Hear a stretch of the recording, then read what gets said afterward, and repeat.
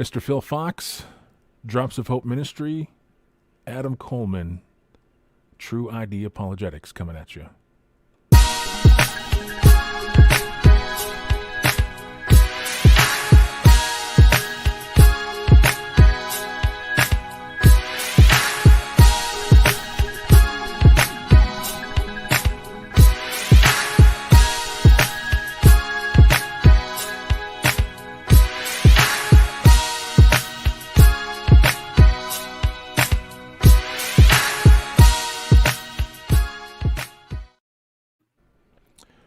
Yeah, it is Super of all the Sundays, Super Bowl Sunday.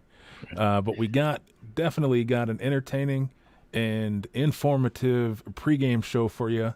So with us today is my man, my brother. Great privilege to have the real Adam Coleman. Adam, how are you today, brother?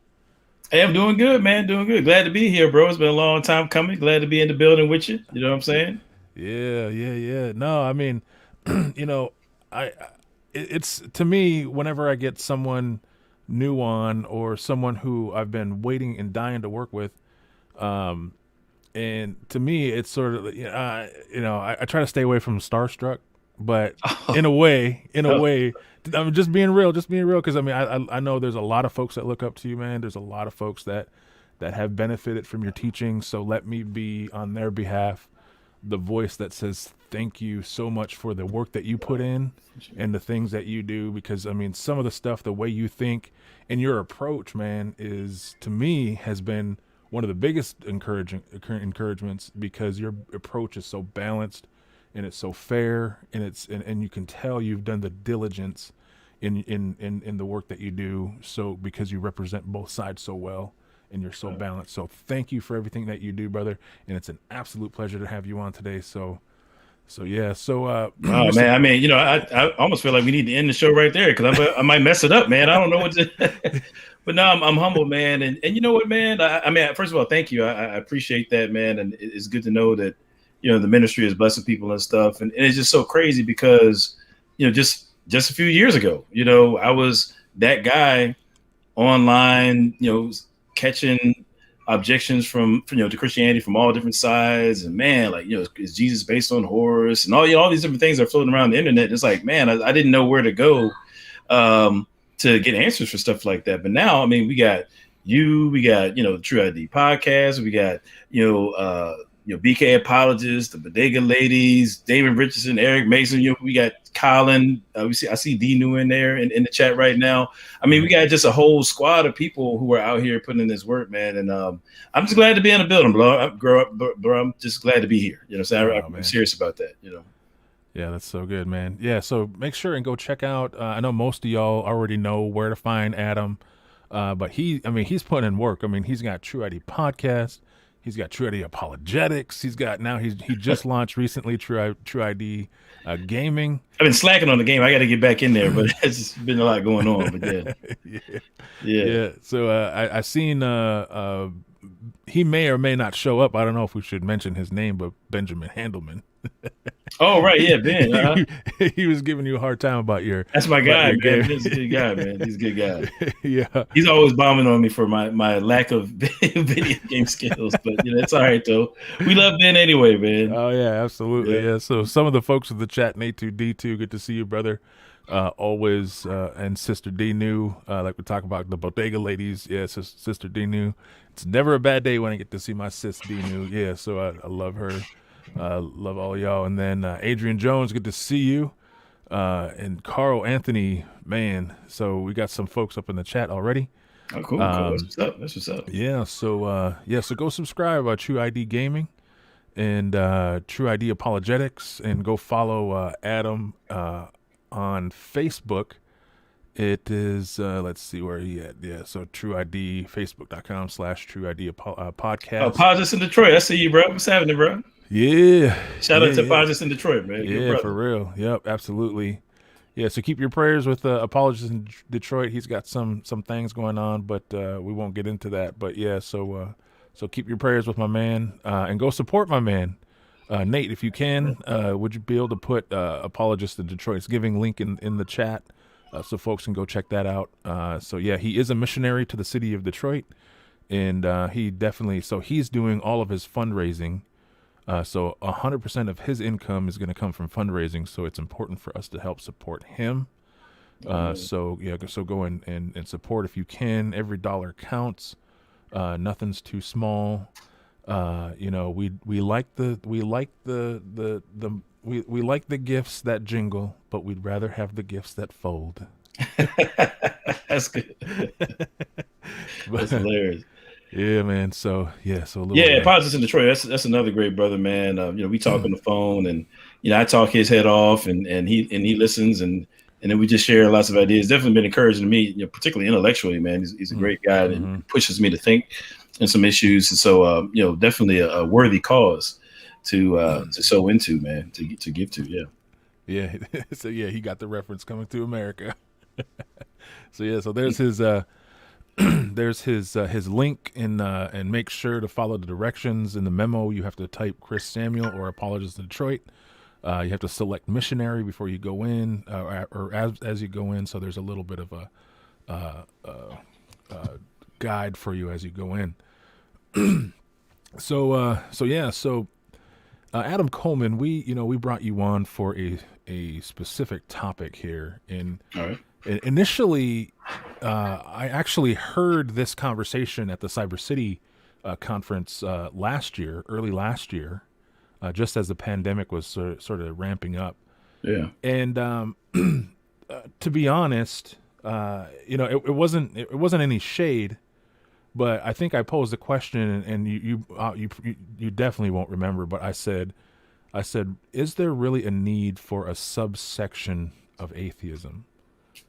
Because you brought up the point of black atheism, but after further researching, it's not necessarily, or at least what I gather, so correct me if I'm wrong, at least what I gather, it's not necessarily a subsect, but it's kind of more of just kind of a coin of phrase that some folks are tending to use. So can you tell us a little bit about what is black atheism, what is a black atheist, and why do we have to have that quote title in front of atheism? Are they monolithic? Sure. or why is there this? So yeah. Sure. I don't know if it's too early to pull up a slide, but I've got a definition I can throw out there, and then maybe I'll put us in the proximity where we're trying to go. Does that sound all right? Or? Yeah, that sounds good. Yeah. Okay, cool. So I'll just to share this one slide here. Let's see. All right. Yeah. I don't know if I can change to, oops. Yeah. So that's a great question, and it's funny enough, like, actually I hadn't really anticipated this, but as I am, dealing with the issue of black atheism, I get a lot of flack for just, even that term. You're saying in terms of like what that term means. You're not the only person that, kind of maybe bristled at it initially. But what you find is, you could Google it. I'm not the only person, using them on YouTube and stuff like that. I mean, it does come up, and there's a reason for that. So let me just go ahead to the term, to how I'm framing the term. When I use the term black atheist, what I've got in mind is a continental African and Africans of the diaspora who hold a worldview, perspective, etc., which includes or implies the stance that the proposition, the statement that God exists, is a false proposition. Okay, you say is a false statement, right? So that's part A to my definition. That's kind of like what I'm defining as a black atheist. But in addition to that, we're talking about an atheistic perspective that's characterized, or you could say flavored by the concerns of those communities, Africans and Africans of continental Africans and Africans of the diaspora. And so that's kind of what I'm talking about when I'm referring to black atheism. And quite frankly, what alerted me to this group of people is in part, actually, the lady you see there on the right hand of your screen, at the upper right, rather, Mandisa Thomas. I was actually listening to her and a couple of people during a panel discussion. It's a very interesting discussion, and she mentions how there's maybe the word beef is a little bit strong, but just kind of tension between African American, which you might say is non-believers, and the broader atheist community. Because, let's say if you're an atheist and you might want to link up with your local chapter of non-believers or whatever, and then you're that black person, you get in there and you're the only one there, and the kinds of things that are being talked about in that meeting may not be the kinds of things that you, from an ethnic standpoint, are really all that concerned about. But then when you bring things to the forefront, like what you feel about Black Lives Matter, any number of things like that, you don't seem to have a shared interest, from these, white atheists. And so at times, the way that she described it is that there can be that kind of tension, when you walk in the room and you're the only one who looks like you and the only one that cares about the kind of things that you care about. Right. And so, and she's not the only person I've heard say this. I mean, there's another dialogue. I think it was there. It's actually kind of funny. It was Richard Dawkins. There's another gentleman I don't know. And then there was like two, black atheists on this panel discussion.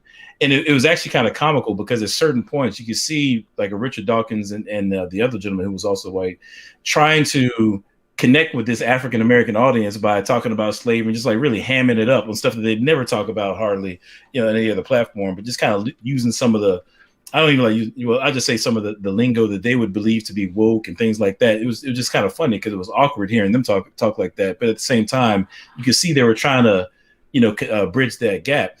But I said that to say it was a very awkward panel, and you can kind of see just these two communities within the atheistic community more broadly. Right. But they're definitely different characteristically. And so I think that when you're dealing with a black atheist, whereas, your average run-of-the-mill atheist may say something like, why did God not stop COVID? Or, why didn't, God, stop the Holocaust? So he must not be there, things of that nature. In African-American context, they're going to say things like, well, where was Jesus during slavery? Why are black people still being shot in the streets by police officers? And why, what about oppression and Jim Crow and all those kind of things? They're just different concerns that they bring to the table, but the root issue is the same. It's still bringing forth a version or an expression of the problem of evil, is what we would call it. In terms philosophically speaking, it's still the problem of evil, but there's just a different cultural lean in terms of what they're bringing to the table. And so I do think that what I'm referring to as black atheism is different from maybe your kind of run-of-the-mill atheism, in that it's kind of flavored by the culture and concerns of these people groups. Now, why it's important that we address it, quite frankly, I can take this off the screen for now. Well, actually, before I do that, I just kind of put a little Mount Rushmore of current black atheists. Ari Spears, I did him the service of putting question marks around his name because he said he's unsure. So I'm trying to be fair, but he said he's leaning towards being an atheist. But on the left, you have Dr. Anthony Penn, outspoken atheist, humanist or whatever. Sometimes they use the word humanist. It's kind of like atheism light or something. It's like diet atheism kind of, but nevertheless, they take you out of the picture in terms of being in reality. Sakibu Hutchinson there on the bottom right there, and then Ta-Nehisi Coates. A lot of people don't realize that he's actually an atheist, and he's one of those people that may not necessarily be vocal about it all the time, but he's holds some sway in the community, in society at large, and that's where he's coming from, and he does reference it sometimes in his writings. So that being said, the reason why I think it's important to address black atheism, quite frankly, is that I think, and this is people may disagree, but I think that it's been a latent issue within the black community for quite some time. It's not new. It's been culturally taboo. It's been kind of relegated to the fringes of the black culture, if you will. But it's been around. And I think that what we're seeing in light of everything that's going on in the world today, people are looking for answers in all sorts of different places, and atheists are stepping up to the plate to provide answers to what they think is going on in the world. And we need to have responses. We need to be ready to give a defense to the claims that they would make. So it's definitely, I think it's a growing group. If you look amongst African Americans, statistically speaking, the fastest growing group among them is what's called the nuns. And among those nuns, you have a facet of those are going to be atheists. So statistically, it is a growing group, and we need to have responses. This is a very real thing. Right. Yeah. And so, excuse me. As I was doing some, Nate makes a good point here, or sort of an observation. It seems like while I was doing my prep for this, I watched a few sort of short documentaries. and it does have a feel of Black agnosticism, Sure, sure. or there was a lot of folks, because a lot of them were, maybe middle aged or getting a little past middle aged, and they were saying, look, culturally there's really no room, and you sort of made mention to that just now.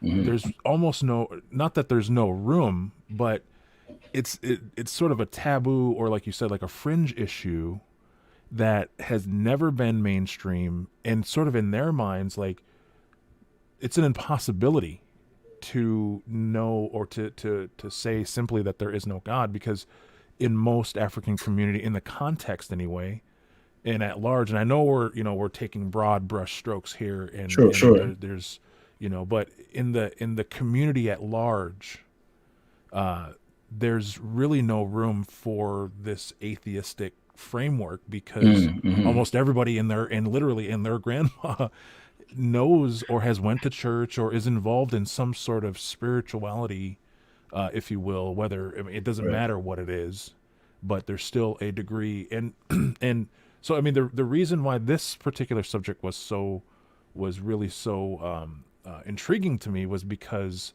after thinking about it, and really sitting down and listening to your presentation, and looking at more of these types of things, it sort of brought me to these types of things. So I showed you this just before we got on, but this is culturally what the native communities come from. So this is from Hihakasapa and Oglala Lakota. He is commonly known as Black Elk. And this is literally the mind frame that most natives come from. The Great Spirit is everywhere, and he hears whatever's in our minds and our hearts. Yeah. And it's not necessary to speak to him in a loud voice.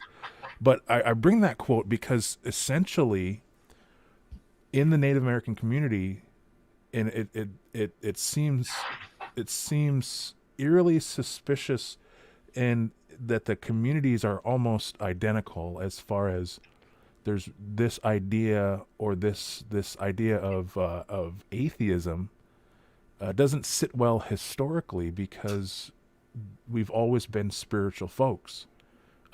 So am I on the right track with that, Adam, or is that? Yeah. I mean, there's a couple issues that you raised that I think is important. There's think about a theologian by the name of John Mbiti. And he's got this statement that he makes in his book that African peoples are notoriously religious. It's just a common feature of African culture to ascribe to some sort of transcendent being. That's not a foreign concept. The notion that there is no God, that would be something that would be out of step, with the norm from an African standpoint. And we see that borne out here in the diaspora as well. I mean, it's funny. I was talking to my mom about this as I was prepping for our interview. And she was saying, like, back in the day, even the guy on the wrong side of the tracks doing dirt, knowing they're not living right, would still not cuss in front of a church. And they would, I guess my great grandfather was a deacon of some sort. They would still give him some money to put in the collection plate for him and things like that. So, like, even if you were a person who, wasn't really living right, so to speak, the sentiment was, hey, we believe in God. Black people, we believe in God. And the exceptions, right, exactly. The exception might be is if you were like some sort of artist or something like that, like kind of your beatnik, weirdo artist, kind of a thing, that might be an exception, like, oh man, you want some other stuff, what I mean? But by and large, Black people believe in God. And actually, I was kind of joking, but the reality is you do see in the early 20th century, you have what's called the Great Migration, where a number of African Americans are moving from the south up to the north to escape domestic terrorism from the Klan and things of that nature, find jobs and so on and so forth. And they end up, in places like Harlem, in places like New York. And you have this explosion, it was called the Harlem Renaissance. We have this expression of various types of art, music, and so on and so forth. And what you find is that it's during that time period where a number of ideas are have an outlet, in the Black community that they didn't previously. And so among them would be some atheistic and humanistic ideas, and you find them in the writings of like a Claude McKay or a Zora Neale Houston, to some extent, James Baldwin, and even a Langston Hughes, to some extent, things like that. And so you have this voice of atheism or humanism, flowing out, but it never really took hold in the Black community. Thank God for that. But nevertheless, I mean, I do think that, quite frankly, I think that moving forward, atheism is going to be one of the main views that we're going to have to contend with. It seems the way that the culture is going. So to your point about the Native Americans, man, reading that quote, it really resonates with me, because I understand, like you said, for you guys, for Native Americans as well, it seems like this notion of atheism is certainly out of step with, cultural, your heritage rather, Mm-hmm. and I find that very fascinating. Yeah. Mm-hmm. Yeah. So in the, I brought up Nate's point, and then I accidentally sort of morphed into a different one, but Oh yeah, right. in some of my in some of the research and some of the things that I've noticed is that it seems like there's been a morph of the term. Have you noticed some of that? It seems like the old classical version of atheism has now morphed into a sort of new definition that leans a little more as Gnosticism, as opposed to the classical atheism. Right. Yeah, I mean, and that actually, I think, you do find that sentiment. I don't want to use the word sentiment, but you do find that notion amongst Black atheists, that it's not about affirming that there is no God, but that you're rather saying that you lack a belief in God. You're saying that either you don't know, or that you require more evidence to affirm there's a God, something along those lines. And Right. actually, what you do find is that's kind of occurring within a broader context in the atheistic community, where there's this, I don't want to say tug of war, but there's legitimate streams of thought that diverge from one another in terms of what's the proper way to understand atheism. So you have the classical definition of atheism is the stance that there is no God, or gods, plural. That's the classical stance. And these would be atheists of yesteryear, like Bertrand Russell, for example, or Nietzsche, and whomever like that. It's kind of your old school atheism, if you will. But then, the new schoolers, I mean, they're kind of more so leaning towards this notion that it's not so much about that we affirm that there's no God, but it's more so that we just lack a belief. I'm saying it, and it's like what some people refer to as a strong agnosticism, rather. For me, you can just spend like a whole, just far more time than is needed debating about people on the definition of atheism. So what I prefer to do is to lay out, here's how I'm defining atheism. And if they have qualms with it, if they feel that doesn't represent their view, I allow them to tell me, okay, well, where are you coming from? And quite frankly, usually what ends up happening is, MJ Jackson joking on me. It's true. This is a rarity for me. That's true. Yeah, right. Shout out to yes, MJ. Go subscribe to MJ Jackson. Yeah, subscribe to MJ Jackson, right? But certainly, in conversation, what I try to do is lay out the definitions as I understand them between classical atheism, what is agnosticism. I try to get feedback, and then once they define their position, then I'll kind of move forward based upon their definition of it. But I mean, quite frankly, it's because I'm mostly concerned with getting to the gospel. I mean, if haggling you over the definition is going to prevent us from moving towards what I would want to get to, then it's just not worth it for me to do that. But I think it is worth saying, shout out to Brother Edwin, but it's definitely worth saying that when you're in conversations with someone that I would define as being a Black atheist, it's fair to ask them how they understand the term, because there's a range of meaning there, and then try to work from there. But that's why actually in the definition that I gave, I said that I'm defining a Black atheist in terms of a person who has a perspective, worldview, etc., that either entails or excuse me, that would basically imply, even if it implies that there is no God, the criticisms that I'm presenting to what I'm referring to as Black atheists would still apply. Right.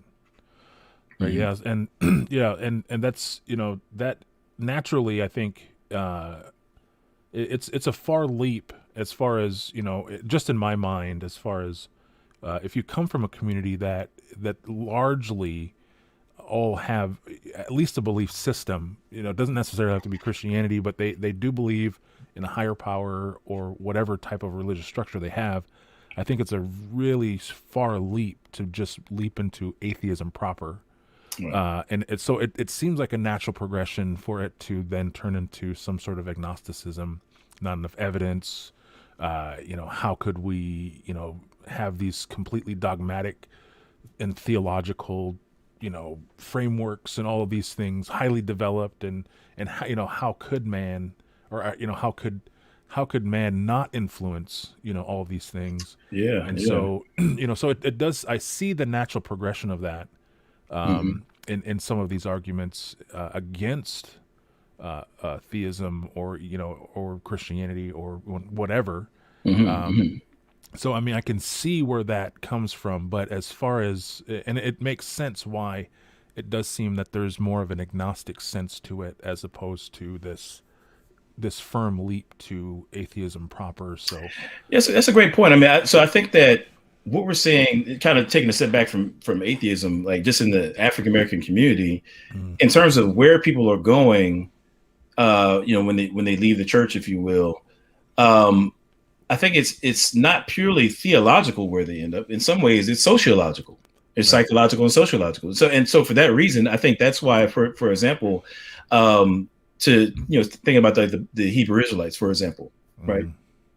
They have a sociological advantage over Comedics and atheists, right? Because sociologically, if they show up to the cookout, you know what I mean, and they're talking about what they believe, they're still talking about the Bible, they still might mention Jesus, they're still quoting scripture. So sociologically, they're able to still kind of, be in the fold, if you will. They don't seem to be on the surface. They wouldn't seem to be like way at, like you just on some old other stuff. You know what I'm saying? So sociologically, they have the inside track. Whereas, if you're going to be a Comedic, somebody who appeals to Egyptian theology, philosophy, and so forth to build your worldview, and you're talking about Amun-Ra, and you're talking about the Book of the Dead and stuff like that. If you go to the cookout talking like that, grandma gonna look at you some kind of way. She's like, whoa, hold on, baby. Hold on, like, whoa, wait a minute. You know what I'm saying? And then if you go even further than that and say, look, I don't believe in God anymore, right? Or if you say I don't believe in God, or I'm not sure that there's a God, again, you're going to get the side eye more so than if you're that Hebrew Israelite. And so you're even further down the path. So in some ways, you're going to have people not go all the way and just say, I'm just an atheist, for sociological reasons. And actually, I think that's the driving force. If you listen to a lot of these Black atheists, the ones that I named earlier, they'll use the term humanism because it sounds less harsh than atheism. I mean, I've actually heard them say this, right? And so again, that's a sociological reason, or maybe you might say a psychological reason, as opposed to a theological reason in terms of where they end up. You see what I'm saying? And so, so you raise a great point, man. And these are things that we do have to kind of take into account when we're dealing with people. Right. Shout out to Renee Fox, my mother. So okay, cool. Yeah, that's what's up. Yeah. So my mom, so she actually, it's kind of crazy. My mom's been getting into it. She's actually showed up at the bodega a few times and all right, hanging out in the chat. So, so always with my mom though is my niece Julia. So, love you, baby girl. She's a little wee one yet. So, she's in her crib or romping around in the living room. And mom usually puts newborn apologies. Yeah, right. And shout out to you, man. Right. Yeah, I mean, and let me be clear. So I agree that atheism is not synonymous with humanism. Let me be clear about that. And so I try to make a distinction there. But that being said, right, as I listen to so-called Black atheists, you do hear them using the terms atheism and humanism somewhat interchangeably. And even when they're talking about humanism, they speak about, what they believe to be real in the world with an atheistic, from an atheistic perspective. Okay. Right. So, I mean, if you don't agree with me, but understand, and I want to be careful about this. I am using these terms in the way that that the Black atheists that I've observed use them, because I want to make sure that I'm not out of left field in terms of what I'm trying to communicate to them. But that's a fair distinction between humanism and atheism. Right. And that's the thing too, is, as I was looking for quotes from Black Elk, you know, and there was some terms or some quotes that I was looking at to try to show that, you know, this is deeply ingrained, because Black Elk is a old. I mean, he's from the turn of the 20th. So he was in the 1800s, which isn't a terribly long time ago, but he's like the most quoted. And so his perspective on the surface looks pantheistic. And so so the reason why I bring this up is because Mannerite, I'm sorry if I'm mispronouncing your name, you know, we need to understand as apologists and as Christians, and as we're refuting these things, on the surface, if anybody just read a plain text reading of Black Elk's quote, it would seem very pantheistic. But coming from that context and understanding and knowing what he was trying to communicate, you know, the quote was basically like, you know, the only way for us to have sort of, and I should have brought the quote, but I didn't want to bring it up, but now this sort of forced my hand. But anyway, the quote was basically saying that in order for us to find like inner peace, we need to understand and know that we're all connected in via the universe, and the universe is actually God. And so that's sort of his context, but or that's what he's quoted saying. But the real context of that is that it's basically a synergy of respect towards each other, and the actual not necessarily synergy, but I guess that's probably a bad term, but the relationship between us and our surroundings, respecting that, and the idea of it is really about stewardship. And so it's not the fact that he believes, or he, you know, there could be a touch of that, but in the overarching, and the way that I was taught as being a native, is that these types of things don't necessarily have a spirit per se in the way that we do, but the fact that they are useful is what God had given these types of things for us to do. So my whole point of saying that is that Adam, you know, is not just coming from a idealized representation of what we're representing here today. Right. He understands and knows all the nuances of it, which is why he's bringing up how people are using some of the terms maybe incorrectly, or even to the point where you know, people are they're using the term atheism. I'm an atheist, you know, they're saying, but really after some real dialogue, you're finding that they're really sort of more leaning towards you know, an agnostic, or they're unsure, you know, type of thing. So go ahead. Well, actually, and to that point though, so one thing that I hadn't brought up here, but another thing that you find in the African American context is a more idiosyncratic use of the term atheist, where somebody will say, I'm an atheist, right? And then as they get to talking about, you know, spirituality or religion or whatever, you find them saying things like, I believe that the universe is divine, and the universe this, the universe that. And so they start kind of describing their view, and it ends up sounding like pantheism or panentheism, right? And so, but they'll still call themselves an atheist. So really, when they say that they're an atheist, that individual, what they're really saying is, I reject the God as conceived in the Abrahamic faiths, like a monotheistic God, right?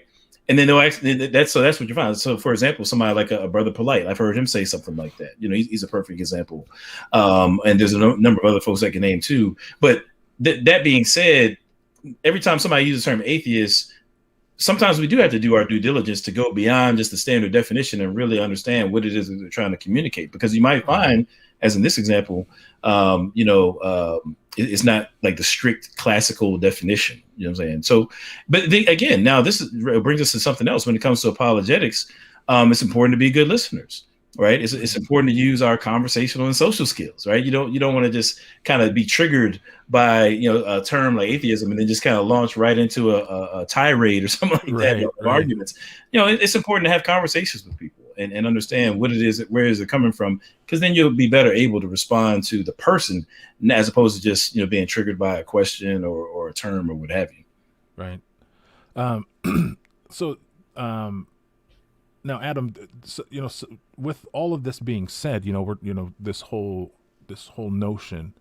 What part does the church have in this, or is some of it coming from a degree of we always hear the term church hurt or whatever, and no pun intended here, but I mean, is part of this kind of a black eye of the church, maybe?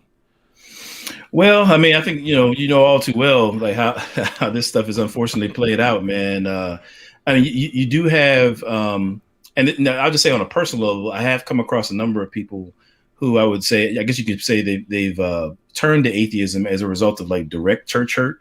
Maybe they were going to a church and the church mother says something to them some kind of way, and now that they're out the door, and next thing you know, they're an atheist. I mean, you do have people like that, to where they've had themselves experiences at their local church that didn't turn out well, and they find themselves being atheists. But then on the broader scale, I mean, we do have this historical issue that has to be addressed. It is a fact of the matter that there were scores of people who profess to be Christians who enslaved African Americans. It is a fact of the matter that you have, I think it's Pope Innocent, writing papal bulls that justified enslaving people in pagan lands. It is a fact of the matter. And when it comes to, you have with over 100 some treaties broken with Native Americans, under the 500, is that right? 500 plus, yeah. Right. So if you have 500 plus treaties, broken with Native Americans, and you have this group saying that the basis behind what they're doing is this notion of manifest destiny and God's sovereignty and all these kinds of things, and they're coupling, the priest with the political bandit, who's doing these things. You have this cooperation between the priest and the pirate, if you will. And that's problematic, because people say, well, man, if that's what your God is about, I'm out. I don't want any parts of that. And so you have both in the past and now, you do have this notion of, well, hey, Christianity, as Dr. John Henry Clark said back in the day, it's been the handmaiden of white supremacy. Now, in fact, that's historically surface level, and it doesn't do justice to what the full historical record has to say. But nevertheless, the church, the individuals past and present do bear some responsibility in terms of how we reflect Christ in the world. And when we drop the ball, then there could be negative consequences, even to the extent of driving people away from the God that we claim to serve. And such is the case, when it comes to, the history of the church here in the Western world. And I think that it really, speaks to, I'll just say, I think we have a moral obligation today to be honest about that and to help people to navigate through those kinds of things. Because the fact of the matter is this, here's the thing. Before the African-American, the transatlantic slave trade, I'll put it that way. Before the first white man set foot and stepped to a Native American and what have you, and broke that first treaty, approximately 1,500 years before that, Jesus Christ of Nazareth walked the earth.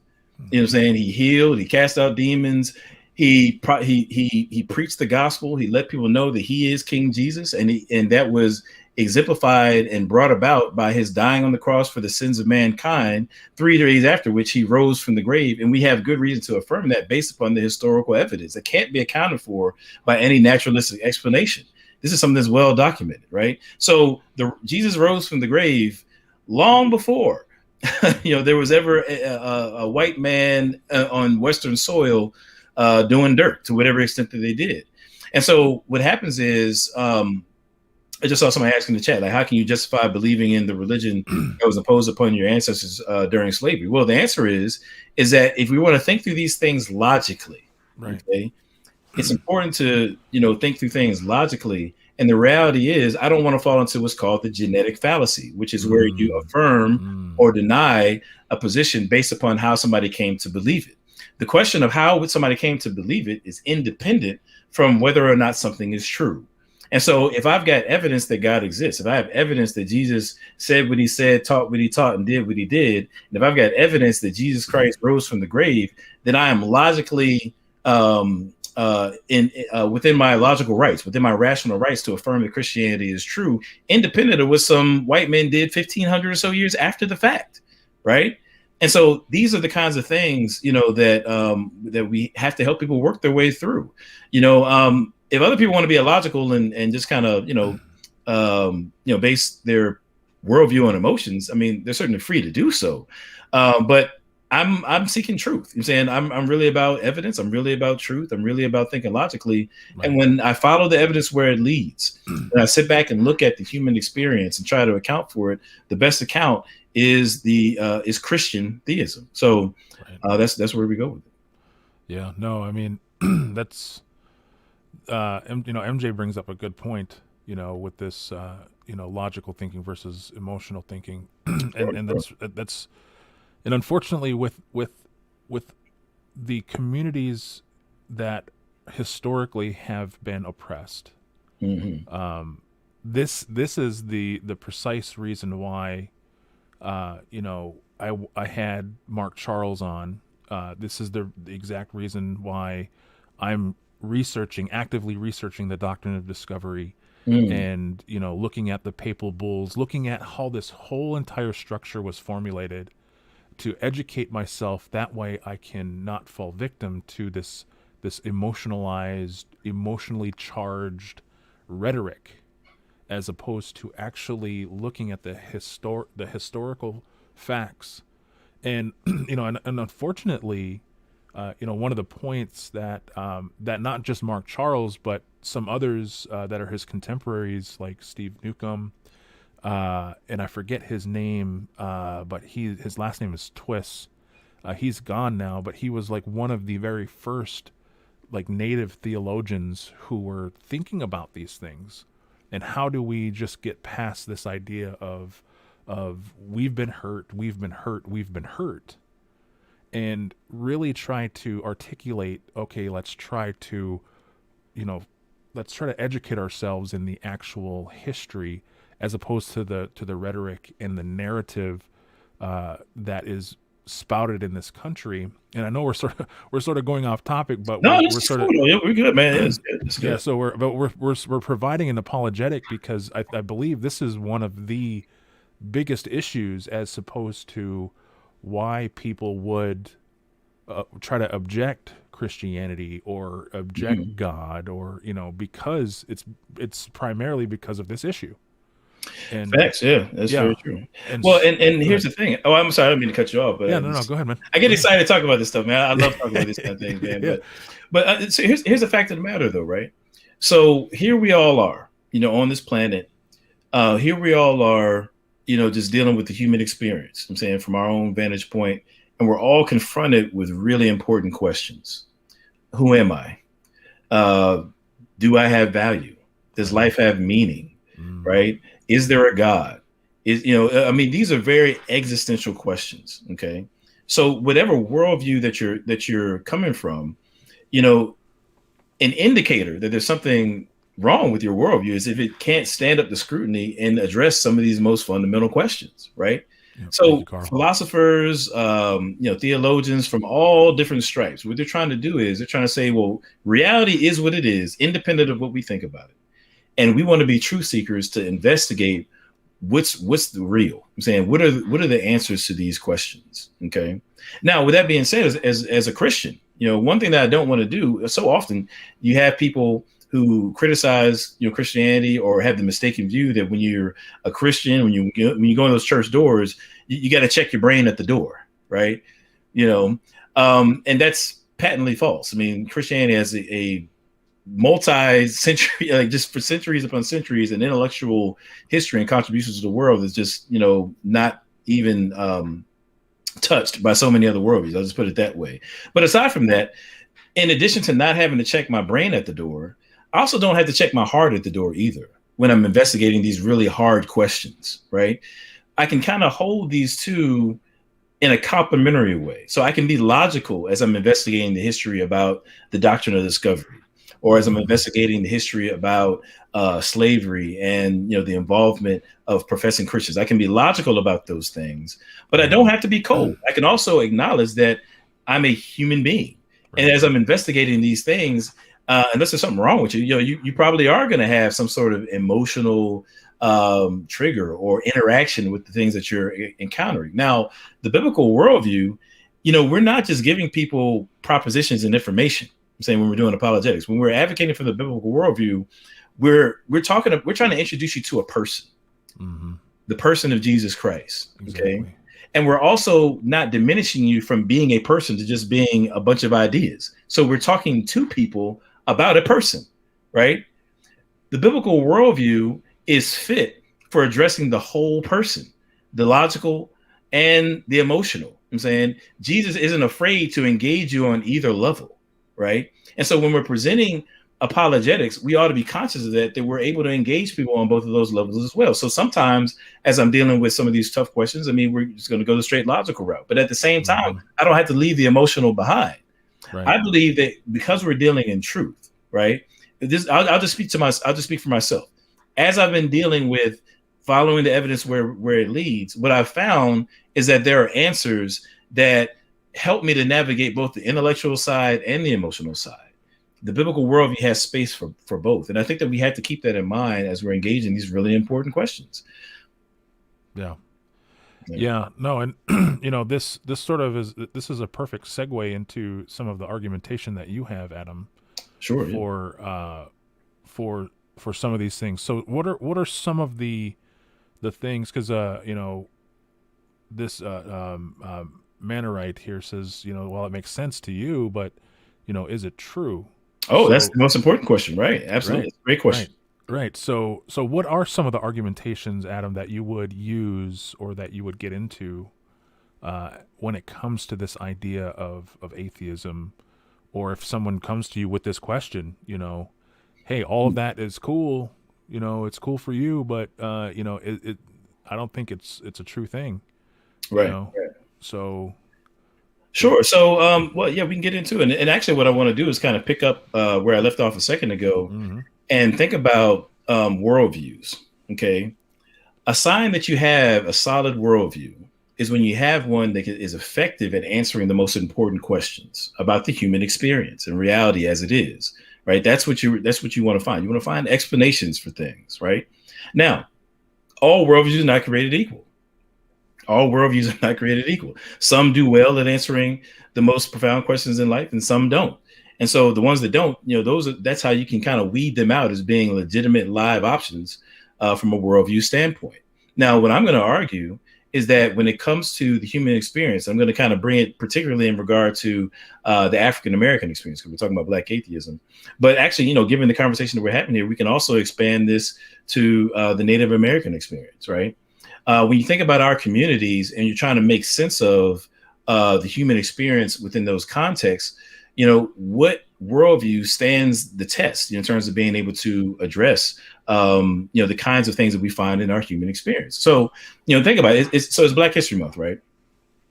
Think about how many times when you're in Black History Month and you're being taught about this or that person, they're saying that so-and-so is the first Black man or Black woman to do such and such, right? This person is the first Black man to do this. That person is the first Black woman to do that, right? Well, why is it so significant that this or that person is the first to do X, Y, and Z? I just saw one the other day. I think it was a young lady was the first African-American woman to do something in the military. I can't remember exactly what it was, but the whole a certain position.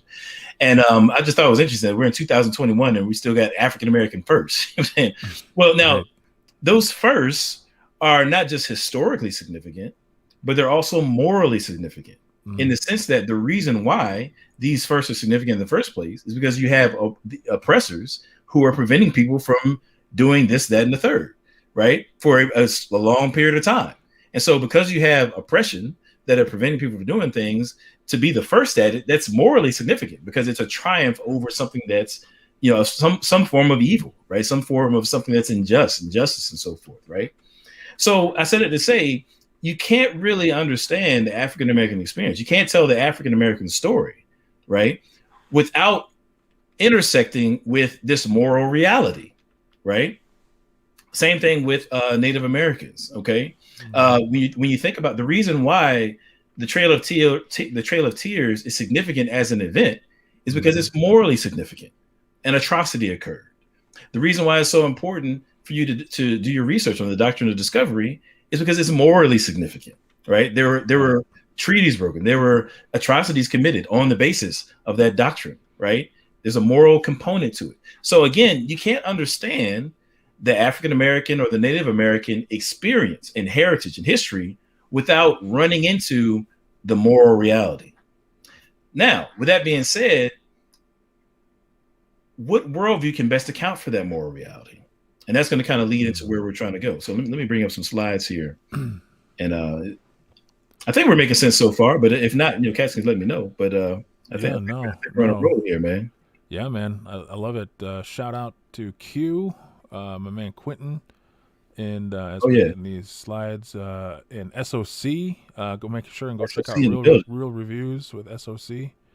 Yeah, so he's liking your stuff, man. He's liking your stuff. He says, boom. And Curly, my little sister, Curly Shay. Yeah, Shanae. So, yeah, so here we go, Adam. Okay, man. Well, let me launch in. Drop them bars, brother. All right, cool. So I'm gonna kind of take my time, man. I don't know what kind of time you're on, but I'm not gonna take too much time. But I'm gonna, I am trying to watch that game. You know what I'm saying? I'm hoping that an atrocity is committed against Tom Brady. From the scoreboard. I want to see him take that L. You know what I'm saying? I hope so. Yes, I think we all are. Yeah. All right. So actually, I'm going to take a step back. So when it comes to the problems I'm seeing with Black atheism, I'll just kind of run through this quickly. But this kind of hits on what I've talked about so far. But in general, by denying that God exists, I'm suggesting that it's a false depiction of reality as it actually is. If God is a part of reality, if he really exists, and you're saying that he doesn't, then your worldview is out of step with reality. So I'm saying that's one problem with atheism, Black atheism. Secondly, in doing so, and this is the key part that we were just kind of talking about a second ago. In doing so, atheism fails to account for the essential aspects of the human experience that one would need in order to navigate the moral complexity of our people's history. That's what I was talking about just a second ago.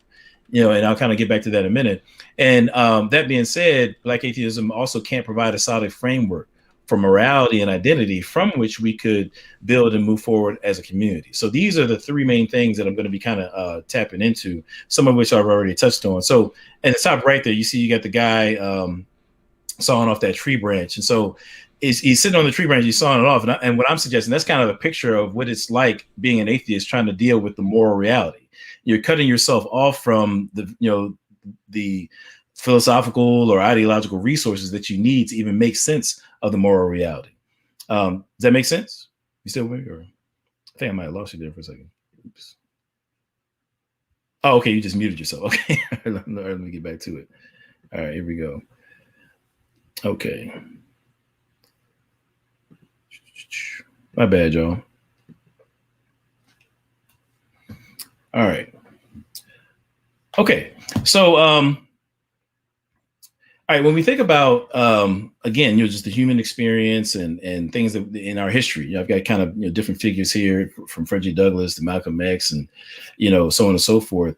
At the end of the day, whether it be being sold into slavery, or being first brought on those slave ships, being brought over here under the most heinous conditions, being sold on an auctioning block, having your family ripped away from you and sold down the river, getting out of slavery only to find yourself being betrayed by the federal government and striking down Reconstruction protections, leaving you vulnerable to the KKK and other domestic terrorists and people with ill intent who took advantage of African Americans in the late 1800s, Jim Crow, redlining, water hoses being sprayed at protesters and dogs biting them, all those kinds of things. When you think about all the atrocities of our history and all of those things that are morally significant, at the end of the day, they all hinge upon one question.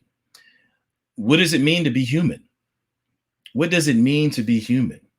Right? To what extent does being human necessitate that we are treated with dignity, moral dignity, right? So the moral questions of our history are inescapable. Or to put it a different way, I'm gonna go to my next slide. When you think about the struggle, I've got that on the left hand side of the screen here. When you think about the struggle, the backbone to the struggle are all these moral questions, if you will. So you really can't make sense of the struggle in the African American context unless you're grappling with these moral questions, right? So that's what you're dealing with there. You can't really give an account of our history without giving an account of the moral component to it. Okay.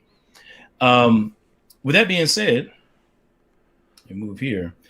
And there's a number of different authors I can name. I've actually I have a whole presentation entitled the Imago Dei, the image of God in the Black experience, where I kind of run through different figures of African American history who speak about the Imago Dei and things of that nature. But with respect to morality specifically, I'm going to cite here Martin Delany, who's considered to be one of the forefathers of Pan-Africanism. Actually, he was a Christian in your mid 1800s. Actually, I see him. He's depicted here in his Civil War gear. He fought in the Civil War. He was about that life. So he stood against slavery. From an abolitionist standpoint in terms of writing. But when it was time to get it popping, he signed up. For the Union and was about that life, getting it popping as well. So anyway, he's got a book entitled it's a long title. It's called "The Condition, Elevation, Immigration, and Destiny of the Colored People of the United States." It's a super long title. He's a long-winded. Man after my own heart there, but and one of the portions of his book is really fascinating. He talks about what he believes. He's basically given the building blocks that African Americans need to build a solid community, right? And he's got this passage where he says this right here. He says, God's means, the way the God does things, says God's means are laws, fixed laws of nature that are part of his own being and as immutable, as unchangeable as himself. Nothing can be accomplished but through the medium and conformable to these laws. They are three, and like God himself, represented in three persons in the Godhead. Now, the three domains of God's laws, if you will, he cites as being the spiritual, the moral, and physical laws. Okay, and then he just kind of goes on further. I won't read the whole quote here, but he's basically saying that if you're going to accomplish something spiritual, you got to do it through the spiritual laws that God has fixed. You're going to accomplish something of a moral nature that has a moral component to it. You've got to work through the medium of God's moral law, right? And so I'm going to key in on that moral law. Martin Delany is saying that God himself is the foundation of this moral law, through which, if you're going to attain something of a moral nature, you can't attain it unless you're going to work in accord with these moral laws, right? And it's very fascinating because he's putting it in a more sophisticated way than some other authors do. But one thing you find that's very common, I'll go to my next slide, is that when it comes to morality, right, whether it be an author whether it be somebody like a Martin Luther King arguing for personhood or human value, whether it be somebody who's arguing for identity on behalf of African Americans, or dealing with moral values and moral reasoning. When you see these folks, like a Martin Delany, or we could talk about Frederick Douglass, we could talk about Henry Highland Garnett, and so many others all throughout African American history. When they're talking about morality, the moral reality in the human experience, they're going to have God at the foundation there. That God is going to be somewhere in that equation for so many of these authors, right? It's very common, to see that, right? So in a way, I've kind of used the analogy of the moral reality and human experience as being like a house, and you got all these different rooms, but at the bottom, at that foundational layer, you have God, right? Mm-hmm. God is the foundation of moral value, moral reasoning and accountability, moral duties, personhood, human value, identity. God is at the foundational layer of all these things. Now, with that being said, what happens if you take God out of the picture, right? If you take God out of the picture, then it would be much like if you take a house and just remove the foundation, or if that house has a crack in the foundation or something, damages that foundation, right? If you remove the foundation, the rest of the house goes along with it, right? And so what I'm suggesting is, and again, this is borne out through various different authors in African American history. There's constantly been this appeal to God as a basis to argue for these other things like personhood and so on. And so, when we're making arguments for God's existence, we actually have a great deal of sources to draw from to make cases that I'm about to make in just a minute. One thing I like to say is, if I put it this way, is that when you look at African American history, our philosophers were in the trenches. Okay, when you want to find somebody who's thinking about these existential questions, thinking about it deeply, you got to look to the preachers, that pulpit, speaking against slavery. You got to think about the abolitionists. You got to think about the civil rights activists, grappling with these really serious questions. That's where you find the philosophers and their African American heritage, if you will. But that being said, it's kind of a side note. So God, I'm suggesting, is the foundation of moral values, personhood, and all these other things that you see on the screen. And if you take them out of the picture, then you find yourself with a pretty serious problem. You find yourself without the foundation you need to justify these other things. So with that said, you can actually condense that into a very simple argument. And this argument will be familiar with many people who study apologetics, but we'll kind of run through it. So this was a standard version, if you will, of the moral argument for God's existence. And it goes like this. You've got 3 easy steps. Premise 1, if God does not exist, then objective moral values and duties do not exist. Mm-hmm. Okay. Premise number 2, objective moral values and duties do exist. And then that brings us to point number 3 here, which is our conclusion. Therefore, God exists. Right? It's just a 3-step argument, very simple. And we're going to kind of work our way through here briefly, just to kind of defend each of those first 2 statements that leads us to that conclusion. Are we good so far? Yeah, we're good. Okay, cool. So in order to understand this argument, we have to first hash out a couple of the key terms here. Okay. Now notice, actually, I'll go back a second. I said we're talking about objective moral values and duties. That word objective is very important there. Okay. So let's break down the difference between objective and subjective morality. Okay.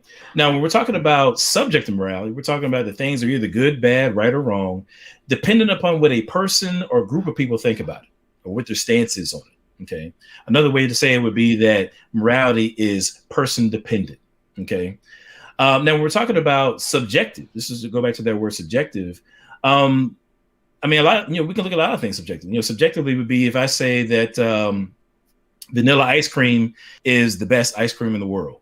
And if you say chocolate ice cream is the best ice cream in the world, I mean, that's subjective, right?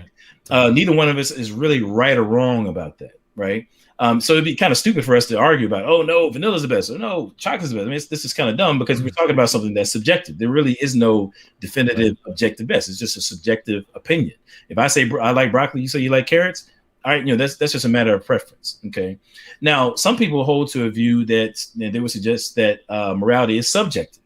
And in the same way, when it comes to morality, they would say that really the things that we claim to be good, right, good, bad, right, or wrong, those are all just really preferences. They're subjective preferences in the same way that I, value vanilla over chocolate. Somebody will say, well, I value, justice over injustice or something like that. At the end of the day, they would say that these are subjective things, right? Mm-hmm. We'll come back to that in a second. Let's just kind of juxtapose that with what does it mean to have objective morality? Okay. Now, objective morality is going to be different. That's to say that something is good, bad, right, or wrong as a fact of the matter, regardless of what anybody thinks about it, regardless of what anybody's stance about it. In the same sense that 2 + 2 = 4 in standard mathematics or basic mathematics, it's wrong to torture babies for fun or to rape people and things of that nature. Those things are objectively wrong as a fact of the matter. So it's a much stronger sense of morality than what subjective morality would be. Now, when we think about, let's use, for example, Black Lives Matter, right? Mm-hmm. When people use the term Black Lives Matter, I don't think that they mean something like Black Lives Matter to me, or Black Lives Matter as a matter of opinion that I hope that you agree with me on, right? When they're talking about Black Lives Matter, they're taking to the streets and they're asserting that as a fact of the matter. No, what they're saying is, no, it is a fact of the matter that Black lives matter, and you ought to respect it. That's really what they're saying. They've got that is a force of objective morality behind that phrase, Black Lives Matter. Now, if morality is just subjective, then it's not really true that Black lives matter. As it's not a fact of the matter anyway. It's just a matter of opinion. Human value is just a matter of opinion. It's injustice being wrong. That's just a matter of opinion. That's your preference. If somebody else disagrees, they're not necessarily wrong about it. In the same way that person might say that chocolate ice cream is better than vanilla, and they're not necessarily wrong about that. It's just a matter of preference, right? So, when you think about just even at this point, we run into some problems from a worldview standpoint. If you have a worldview that is undergirded by a subjective sense of morality, if that's what you believe to be the best account of morality, then let's bring it back to that that African American enslaved person on at the slave auction, right? Maybe they're being sold for, let's say, $100, right? Now, from an objective morality standpoint, I'm saying that their human value is worth far more than $100, right? And I'm sure that African American who's being sold, to whatever person, I'm sure that they would agree that their personhood, their worth is morally speaking worth far more than $100. Or let's say that their child is being sold down the river from them. I'm sure that they would say that their child and their relationship with that child is worth more than $100, right? They would believe that to be objectively true. But if the slave auctioneer says, no, I think you're worth about $100. If morality is subjective, if human value is subjective, then, well, I mean, neither one of them is really right. The African enslaved person is not really right about being worth more than $100, and the enslaver is not wrong about fixing their price at $100, because morality is just subjective. I'm saying, and whatever moral value, value of a moral nature that person holds, is just subjective, right? So again, subjective morality, already we run into situations where, does that really align with the human experience? Like is it really the case that nobody's really right in that scenario, about the enslaved person versus the slaveholder? Well, let's hold on to that for a second while we get into some other definitions. All right. Real quick. I've mentioned the term moral values a couple of times, so let's kind of define that, right? So when we're talking about moral values, we're talking about something being either good or evil. Okay, kind of like the underlying quality of something. Is it good or evil, right? So like love, justice, human worth, I mean, those things are good, right? Whereas malice, injustice, things of that nature, those things are qualitatively evil, right? So that's when you're talking about moral values, you're talking about what's good versus evil. Moral duties, on the other hand, pertains to whether something is right or wrong. So we're talking about, either you're some sort of action or a disposition. Is it right or wrong? What you should or shouldn't do? What you're morally obligated to do or not to do? Those things have to do with moral duties. So you've got moral values and moral duties. And actually, I may or may not get to this, but when we're talking about moral facts, we're saying that there is a fact in the matter, about these moral claims that can be made. There's a truth. It's either true or false. You can make a moral claim. There's either truthfulness or falsity to it, right? So maybe we'll come back to that. All right. Now, with that being said, we get back to our argument. Okay, now that we kind of laid out some terms. Mm-hmm. If God does not exist, then objective moral values and duties do not exist, right? So we'll start with it. We'll start with that first premise. Now we got good reason, to affirm that if God exists, that he provides a solid foundation for morality. Just like a second ago, we were taking a look at Martin Delaney, where he situated God as being that foundation for morality. We find the same thing in the biblical worldview. We'll just kind of run through this real quick. Mm-hmm. But, in the book of 1 John, for example, 1 and 5, it says, now this is the message that we have heard from him and declare to you. God is light. There is absolutely no darkness in him. Mm-hmm. Now, notice it says this, God is light. It doesn't just say he has light. Or he's like light. Or he's like light. Right. That he is light. I'm saying his very nature. I'm saying he is the stuff, if you will. And the word light is kind of a euphemism here, or a figure of speech, rather, mm-hmm. To refer to, goodness, maybe even knowledge and wisdom. It's just kind of like those good features of reality itself. 1 John 4 and 8, whoever does not love does not know God, because God is love, right? Not just that he has love, not just that he loves people. No, God is love. He's the very essence of this stuff. Every good and perfect gift, we're talking about James 1 and 17, every good and perfect gift is from above, coming down from the Father of heavenly lights, who does not change like shifting shadows. So we're talking about a changelessly good entity, right? Who is the foundation of all that exists, right? God himself is the essence, foundation, and standard of goodness, right? Now we're talking about in the biblical worldview, right? So if you have this God who is the foundation for goodness itself, then yeah, you got a worldview that can account for objective morality in the world. It can account for objective moral values and duties. Right. However, if you take that God out of the picture again, then all of that begins to fall apart. So let's just say, we're going to take God out of the picture and say, well, if we take God out of the picture, then where else can we look to find this sense of objective morality? Where else can we look to for a foundation for that if God is not in view there? So, let's kind of just run through a couple of different things. Number one, if God exists, if the biblical worldview is indeed the case, then you've got God at the beginning, Genesis chapter 1, 26, 27. He makes man in his image. He says that man is good and so on and so forth. Man is imbued or endowed with moral value and worth and so forth.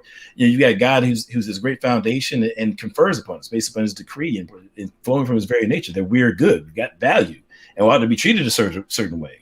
But again, if we take God out of the picture, then it seems like the best account of the universe, if we're just going to kind of play devil's advocate here, pun intended. If we're going to kind of take God out of the picture, then it seems that this universe began about 4.8 billion years ago, from nothing, for nothing, by nothing, and it will eventually return back to nothing, figuratively speaking, when in the heat death of the universe. Now, with that being said, a God certainly can confer value on human beings and kind of let us know how he wants things run down here. But nothingness, if nothingness is the mother of everything, then nothingness can't confer any sort of value. Nothingness doesn't have intentions. Is that right? It's right. Nothing. It can't confer on human beings value. It can't prescribe the way that things ought to go down here, because it's nothing. There's nothing to prescribe those sorts of things, right? So with that being said, if nothingness is essentially the mother of everything, then it stands to reason that we live in a valueless world. Nothing is of any moral value, right? So we can't look to the origin of the universe then on a godless paradigm to find objective moral values and duties, because if nothing again is the mother of everything, then we're going to come up empty, right? So looking in that rearview mirror is not going to do us any good. So if looking in the past, if our initial beginnings doesn't give us grounds for moral values and duties, is there anything about nature itself that can account for the moral values and duties that we're looking for, with God being out of the picture? Well, again, I would say that it would be a resounding no on that one, right?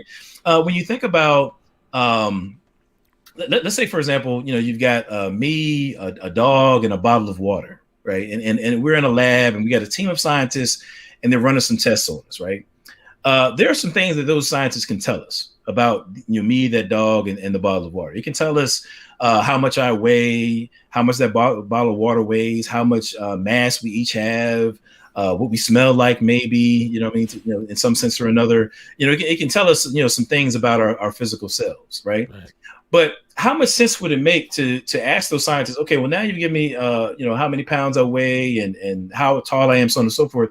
Can you give me a readout on how much justice I have in my left hand? How many units of justice do I have in my pinky toe? Or well, what about this bottle of water? How much love is in this bottle of water? Right. So, what does that example tell us? It tells us that these moral values are not a physical feature of matter, right?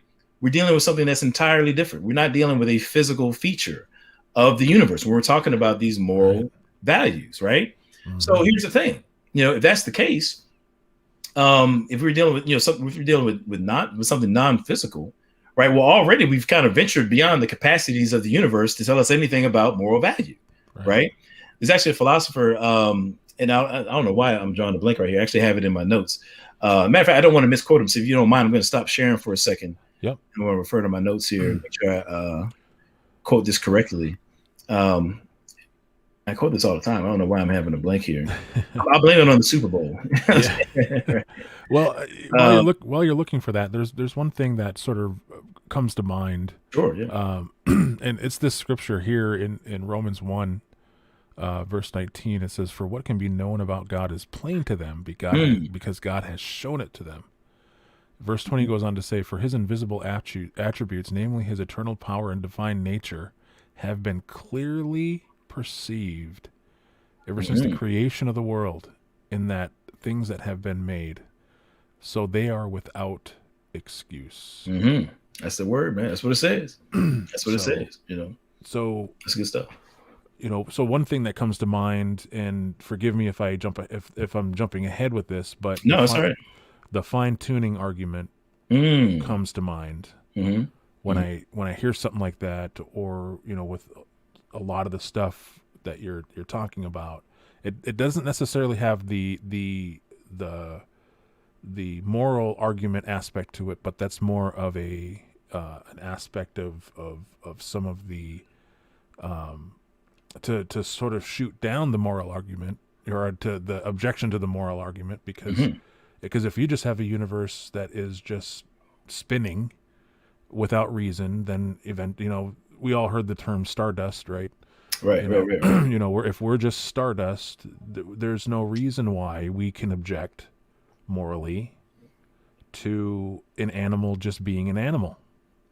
Sure. So, yeah, there's no reason we can object to rape, murder, stealing, milk from babies, or any of that kind of stuff, because if stealing milk from babies, man, you really that's gutter ball right there, man. Yeah, for real. I mean, so I mean that in itself is, that is because we can't all of a sudden just say, all right, because we hear all the time, well, the moral argument, well, you don't have to have God to have a moral. Well, actually, you do, because because to simply say, well, we can have these, these sort of rules that the society has made up. Well, then you can't be mad if an animal is just being an animal. Right. Well, yeah, and so here's the thing, and we can jump ahead just for a second, but well, actually, you know what? This actually takes us back to what I was saying about subjective versus objective morality, right? Sure. So let's say if morality is subjective, but binding in the sense that societies, nations, or whatever can establish for themselves, moral norms and requirements and so on and so forth. Okay, well, what do you do when another society establishes a different set of moral codes and so forth? So if that is true, let's just go with that view for a second, right? Then if the Europeans say that we think we can enslave Africans, doesn't really matter if the Africans disagree, because that's their moral code, right? That they're a society and they can do what they want to do, and if they have the power to pull it off, then they can impose their will on other societies. Well, that's not a robust account of morality. That's, it really becomes a survival of the fittest type of scenario. That's, which gets back to what you were saying. It's just animals being animals. We don't have any grounds to say to Hitler, you know what, you shouldn't be gassing Jews, fam. Like we don't have any grounds to say that. If that's what if he and, however many Nazis feel that they can do that, and that's in their society, well, if society is where the buck stops from a moral standpoint, then we have no recourse to stop atrocities like that. Right. But of course, again, when we reflect on our moral experience, then fam, I mean, you certainly are given an account of morality that is impoverished and certainly doesn't make sense of the human experience as we see it. Right. Yeah. So thanks for bolstering my point. And but I mean, this is the thing is, we come to comments like this, moral could be, we've just showed that, social norms don't dictate objectivity, because there could be a whole new society that says the complete opposite. Well, actually, and what I can do is, if you like, I can rush through the remainder of the argument, and then I can we can engage the crowd. We can take on questions if you like. I think, and would that be helpful? Well, let's finish up your initial, because I think it lays the groundwork for then getting into some of this. Oh, okay, gotcha. Yeah, we can do that. That's fine too. Yeah.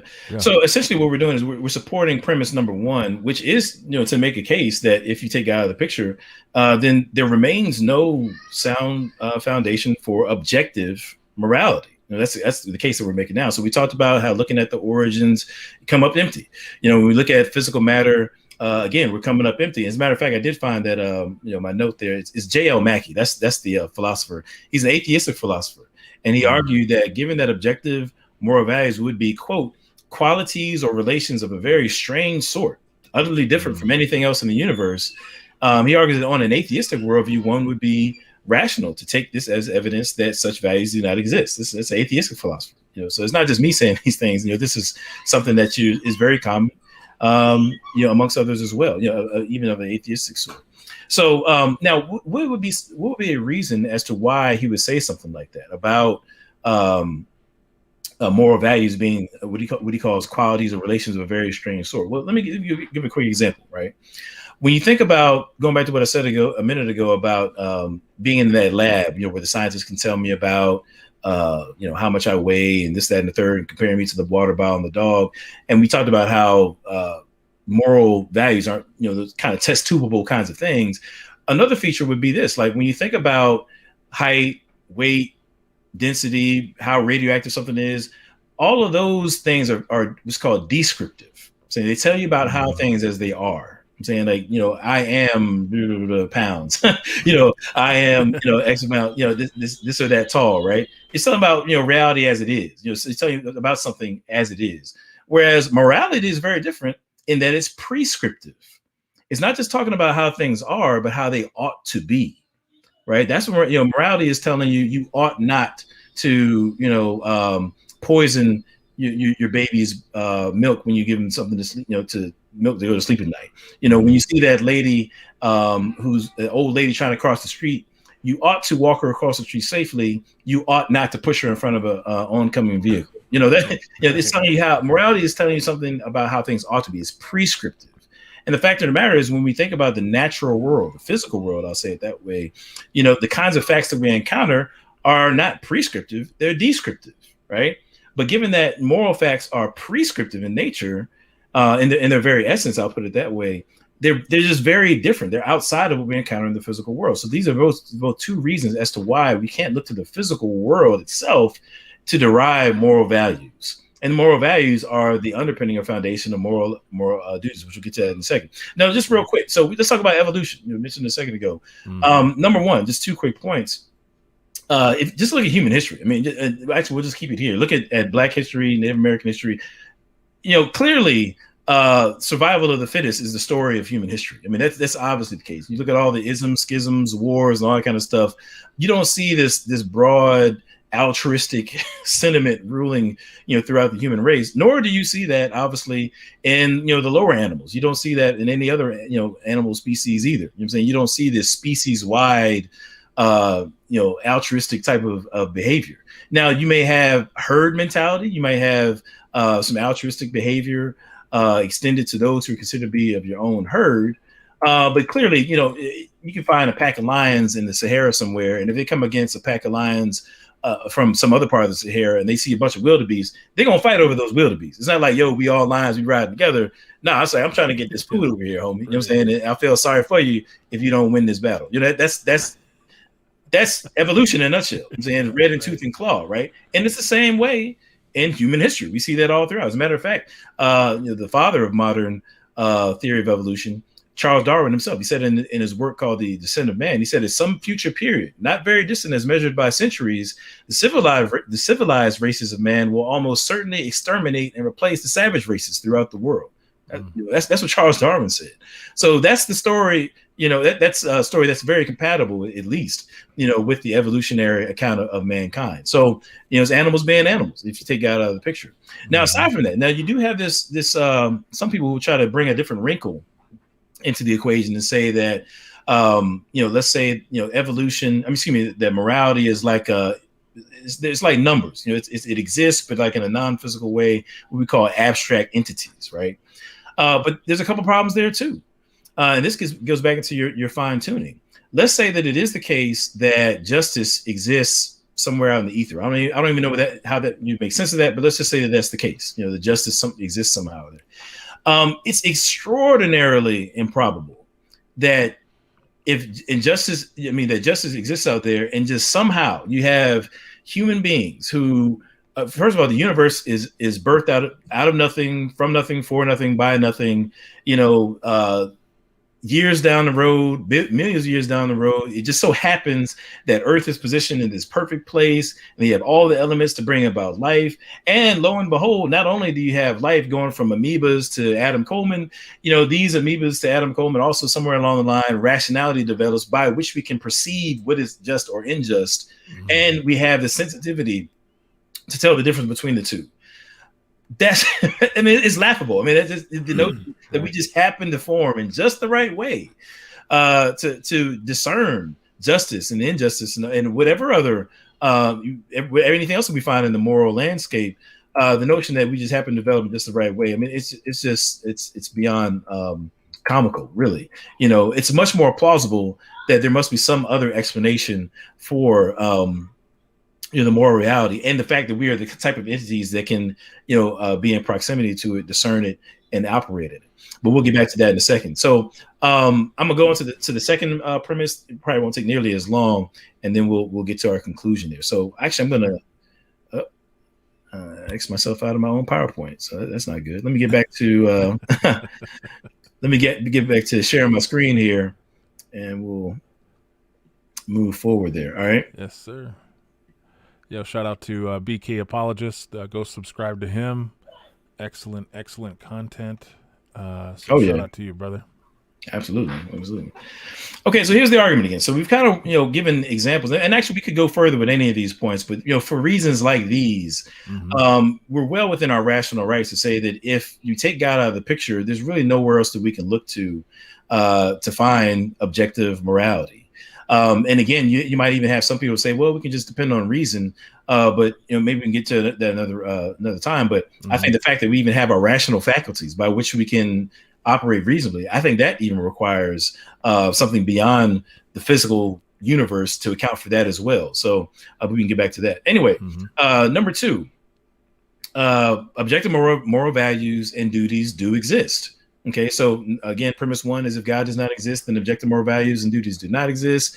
Now we're getting to premise two, objective moral values and duties do exist. Now, probably don't want to spend too much time on it, but when we're talking about moral philosophy, right? One of the things that is kind of like bedrock in moral philosophy is this notion of moral intuitions. It's this idea that we all have these deep ingrained awareness, right? That rises to the level of knowledge in terms of what's good, bad, right, or wrong, right? We all have these moral intuitions. Now, any moral philosophy, any framework that you're going to try to throw out there has to give an account for those moral intuitions, or has to take into account those moral intuitions, I should say. That's kind of where I'm going. So there are certain things that are just intuitively obvious. So let me just give you an example.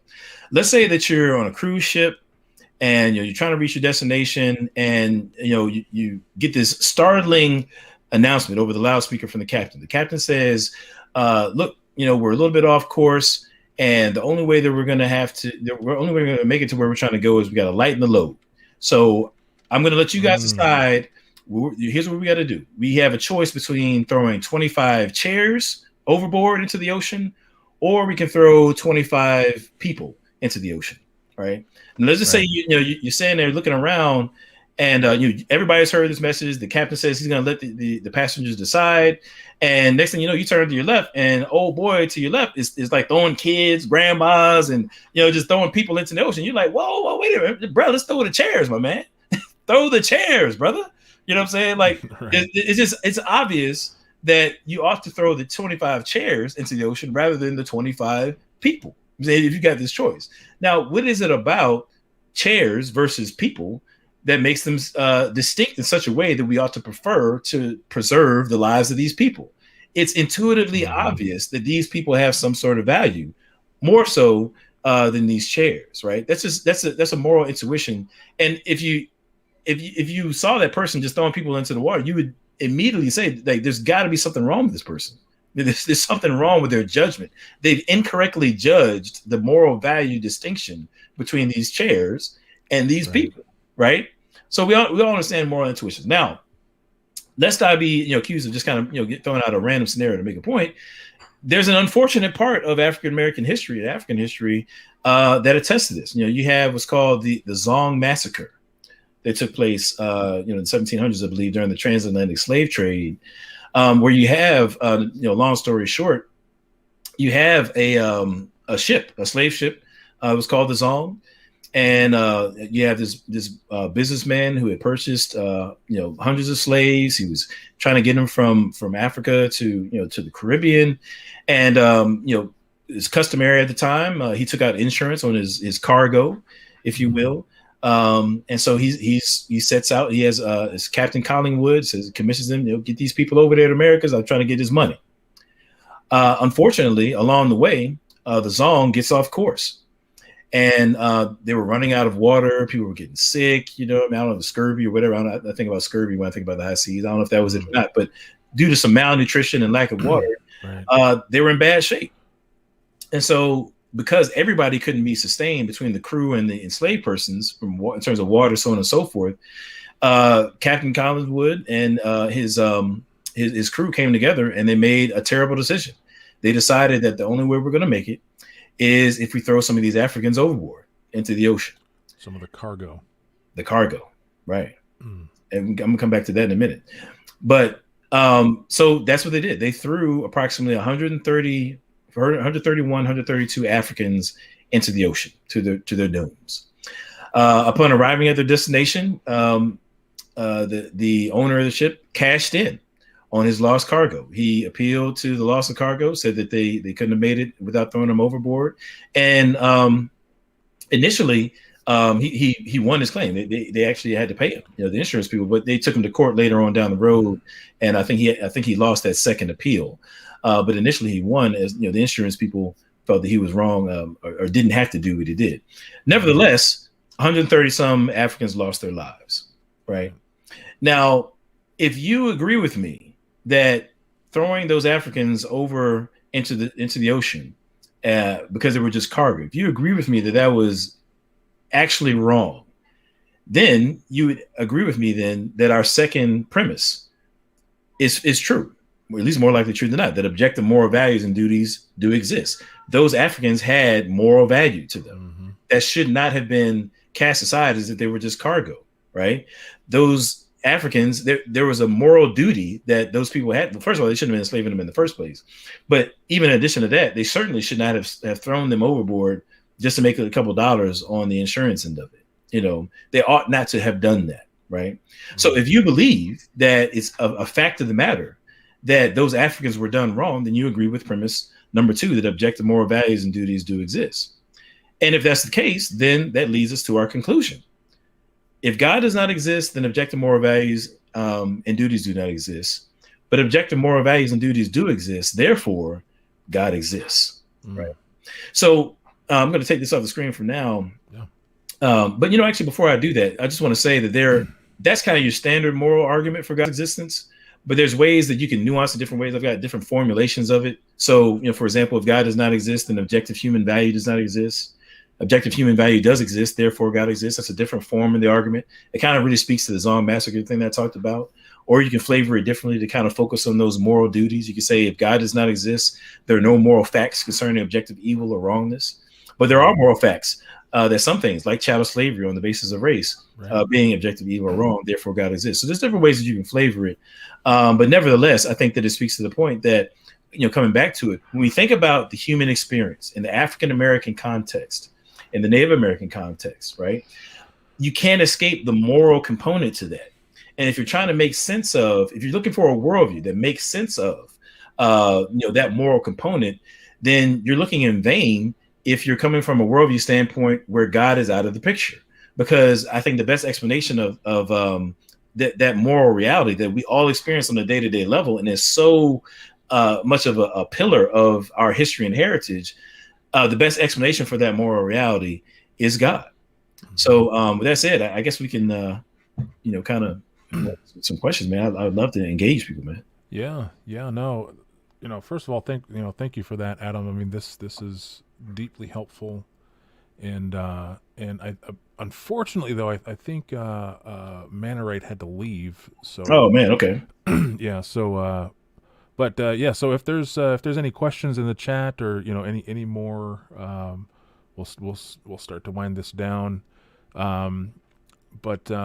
So Adam, what do you got going on in the next few weeks, next couple months? I know that there's some big stuff coming from you and you collaborating on some stuff. So tell us about that. Yeah, man. So actually, the argument that I gave just now, particularly that one of those other formulations of it, where I talked about human value, objective human value existing, that's actually an argument that I was, man, I can't tell you how excited I am. I was actually able to include it in a chapter I contributed to a book that's coming out, man. Shout out to Pastor Eric Mason. We got this urban apologetics book that's coming out in April. And, along with some heavy hitters, man, I somehow snuck in the door and I was able to contribute a chapter on Black atheism, where I cover, a lot of the stuff that I talked about here tonight. Actually, in that chapter, I was, as long-winded as I am, I was able to sneak in a number of different arguments for God's existence, including what's called the contingency argument. I squeezed the moral argument in there, particularly the argument for human value. I got a little bit of the argument for the resurrection in that chapter. I mean, it's just, I really strung together a couple of different things. And so that's coming out in April. It's actually already available on Amazon for pre-order. Nate 2D2 is a beast, man. He's got it in the yeah, he does. Yeah.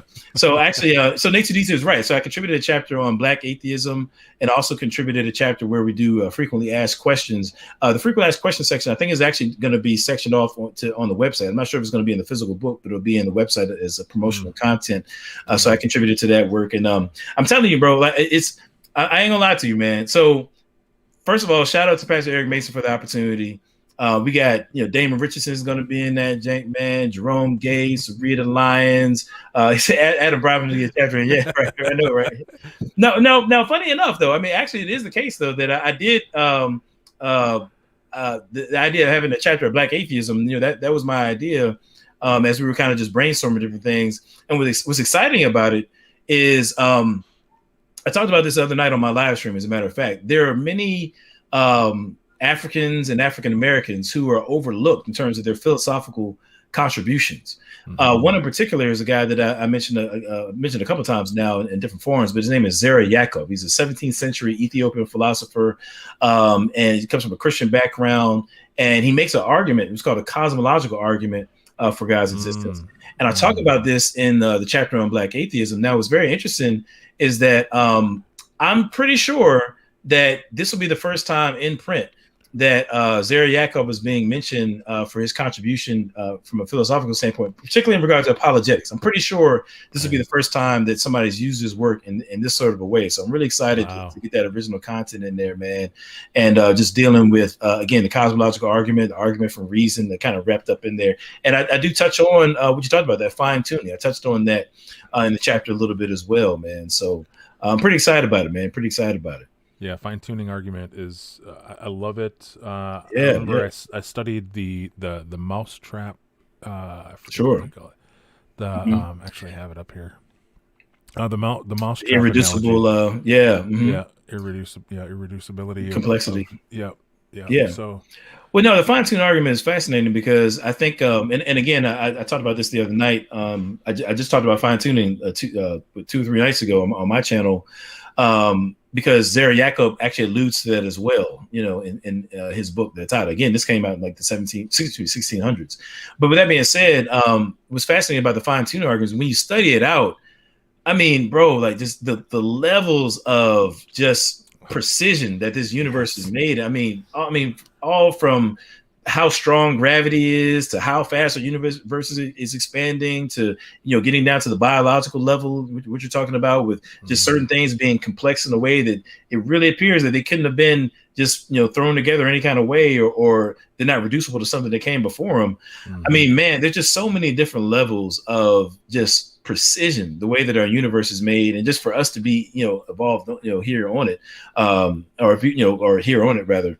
I mean, it's just fascinating, man. I mean, it really, after a while, it's just in my opinion, it just starts to get silly. This idea of atheism, I think it's just really silly when you think about the weight that you have to place on this godless, paradigm to account for the universe and everything in it, including conscious beings with a sense of morality and so forth. It just starts to get out of hand for atheism, I think. But yeah, right, yeah, man. So I mean, I'm excited for the book. I know the urban apologetics community is a buzz for it. I'm sure a lot of folks already got their pre-order in. I know I do. So can't wait to dig into it. And I mean, like you said, and Q said, you're don't sell yourself short. You're a heavy hitter in this whole thing too. Oh, I appreciate that, man. I appreciate that. Thank you. Yeah. So I mean, my goal for writing that chapter, I told my wife the other day, earlier today, my goal for writing that chapter, I was trying to write the blackest refutation of atheism ever written. That's kind of what that's my chapter in a nutshell right there. It's the blackest, refutation of atheism of all time, man. Right. Yeah, man. MJ Jackson's still coming at you. I know, but yeah, sure. Yeah, that I don't really do live streams and stuff on Sundays. I'm usually chilling. So, yeah. But it's Super Bowl Sunday, man. We mixing it up, man. That's what man. It is, Yeah. Yeah. Well, I'm not seeing any more any questions per se in the chat. Just fun banter among peers is what I'm seeing. Cool. But yeah, so we're gonna have you on in March, talking about the Imago Dei. Yeah. And and I know that you're not done with this whole Black atheism thing, so I'd like to follow up. Oh, sure, man. I mean, there's definitely other arguments that I'm bringing out all the time, man. I'm just kind of working on. I'm actually, believe it or not, I'm actually looking at going for my doctorate here pretty soon, and I've got an argument that I think cuts against I'll say materialism, which is a more specific form of atheism. So I've got one that I developed myself, and I plan on working on it. So as that develops, I can definitely keep you, in the loop with that. And shout out to BK Apologists and SOC. We actually have a series as well, where we're going to be digging into Hebrew Israelism. So that's coming down the pike, man, within a couple of weeks. Still doing my thing on Thursdays, man. Trying to get consistent on Thursdays of doing these lives and doing what I can for the kingdom, bro. Giving it everything I got. Give it everything I got. SOC had mentioned to some of us before, sort of the vision, or at least his vision and some of our vision. Yeah, Tru-ID Apologetics. And Nate mentioned the shirt, yeah. Oh yeah. And so, he was sort of saying, you know what we got to get in his SOZ voice, you know what we got to get, Phil Fox. Right. I said, yo, what do we got to get? He said, we got to get someone on every day of the week, Phil Fox. That's what we need to get. Yeah. And I was very true. Yeah, man. So, very true. So, I mean, so with BK on Fridays, we got SOC on Saturday night with his Bible study.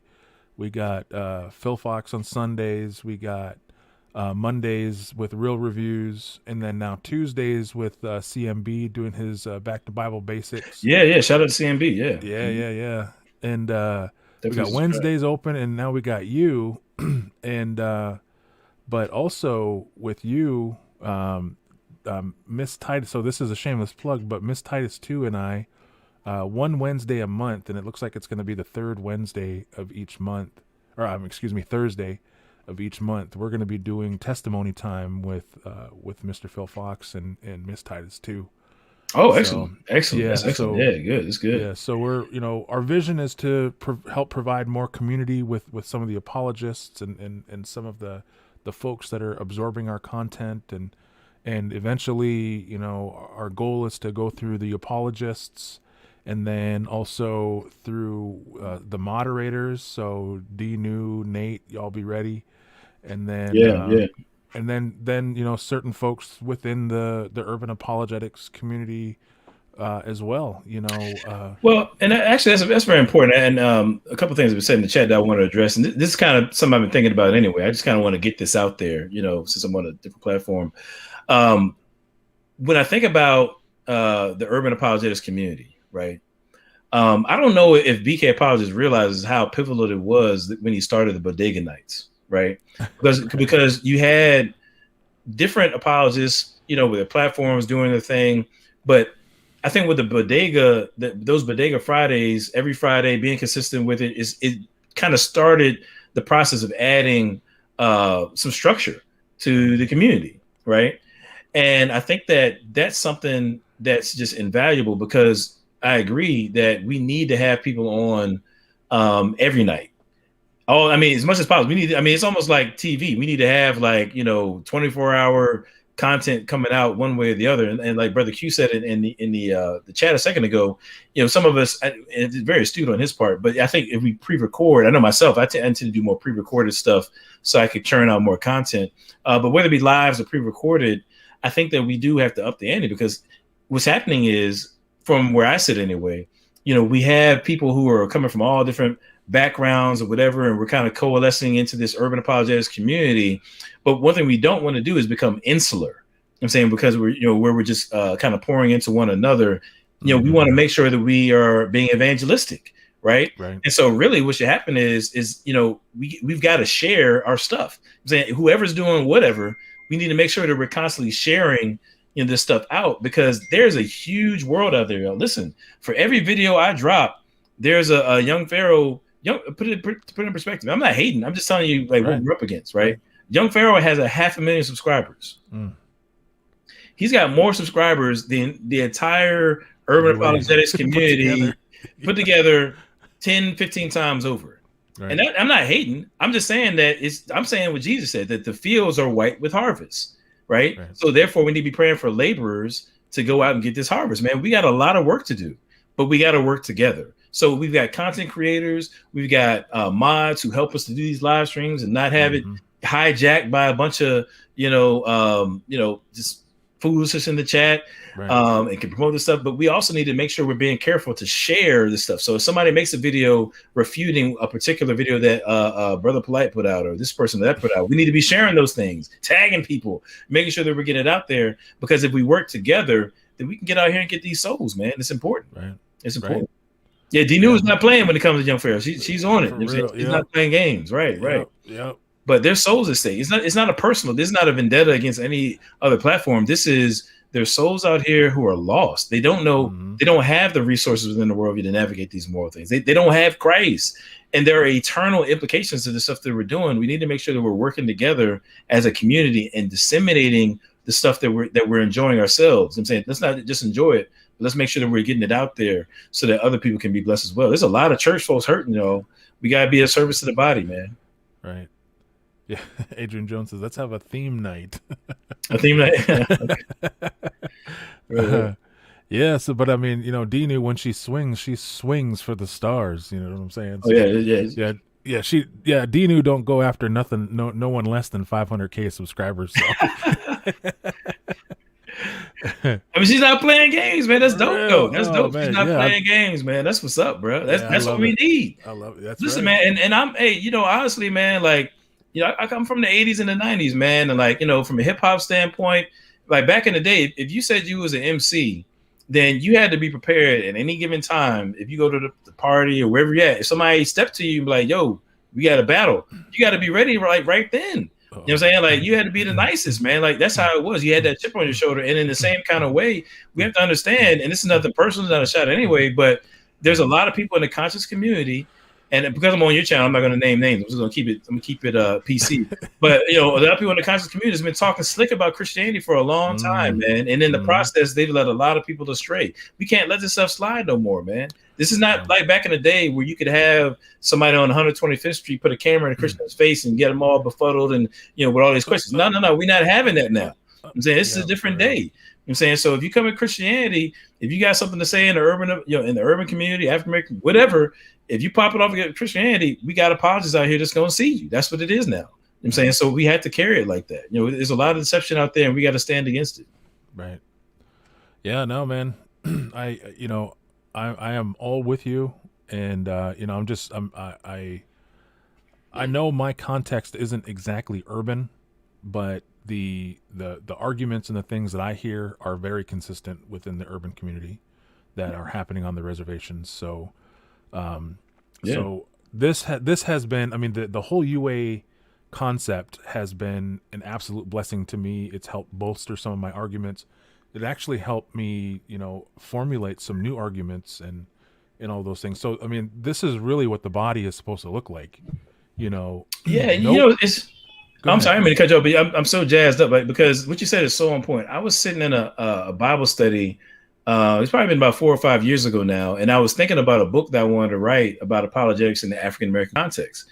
And I can't remember exactly what passage we were studying, but I felt like the Lord really convicted me. It was like, man, like if you do this book, that'd be great for African Americans. But what about Native Americans? What about Hispanic Americans who? Right. From what I understand about history, there's going to be some similarities in terms of the kinds of things that they may be grappling with. I'm like, man, I need to have something broader than just the African-American context. And there's no shade on anybody who, if they're called to do that, focus on one area or another, that's fine. But I'm just saying that there's overlap in terms of the kind of things that we're running into. And so, of course, as the body, we ought to be linking up arm in arm and defending the gospel, man, getting the gospel up. That's what this is about. Right. Yeah. I mean, it's important. because I was sort of the same way. I was thinking about how this whole idea of the injustice that happens even within the church. I tell this story, and I've told this story multiple times, but there's this division, racial divide within the church. And there was a time where I was a young going to be deacon in my small Baptist church. And so we went to some deacons training. I was there with my senior pastor, his wife, and then me and one other brother. He was a native brother, and then my senior pastor and his wife, they were non-native, and they were part of the dominant culture. So we went to and mind you, the context of this is we're in North Dakota, where most of these churches are in rural communities and small communities, and so, but 99.999% of them are led by white European and ancestor people. And so we went to this conference, and they were telling the story about this young lady who recently had come to Christ, and she wanted to dance one of our native dances for the congregation in honor of Christ and her recent conversion, and she was so happy to share this with the congregation. So in our context, this was a beautiful thing. But as my pastor and his wife were telling the story, the look it's burnt in my memory. The look on the other pastors and their wives' faces was they were appalled by it. Yeah. And one of the pastors just flat out said, "Wait, you can't do that." And so in my mind, automatically I was like, why not? Yeah. This young lady is dancing for the Lord and doing, so, but for us in our context, it wasn't, it was there was nothing wrong with it. But within their context, it was. So as I was, looking at these things, there is this divide, and shout out to Isaiah Robertson. I was looking at his. I read a few chapters. I haven't read it all the way through yet, but I read a few of the chapters of his book, Black Church Empowered, and there's a lot of this stuff that is identical within the Native context. And speaking with some of my people of Mexican heritage, but see, again, they're not even Mexican; they're Native as well.